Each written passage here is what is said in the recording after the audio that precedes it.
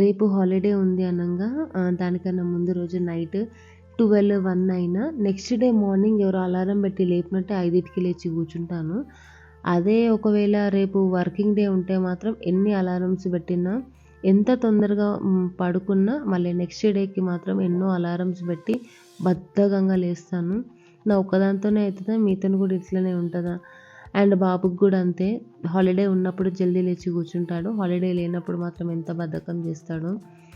ఇంకా అదేంటో కానీ మాకు అట్లా అయిపోయింది. ఇంకా అది అలవాటైపోయింది.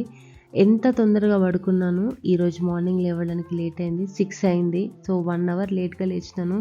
ఈ 1 అవర్ లేట్గా లేవడం వల్ల కర్రీ చేయడానికి టైం లేదు. 6:40కి బస్ వస్తుంది, మీకు తెలుసు కదా. సో ఇంకేముంది, నా ఫేవరెట్ లెమన్ రైస్ చేసేసాను. ఫేవరెట్ ఎందుకంటున్నా అంటే ఎగ్ కర్రీ తర్వాత లెమన్ రైస్ అంత తొందరగా అయిపోతుంది. సో ఫటాఫట్ ఇంకా లెమన్ రైస్ చేసేసి లంచ్ బాక్స్ అయితే ప్యాక్ చేసేసినాను.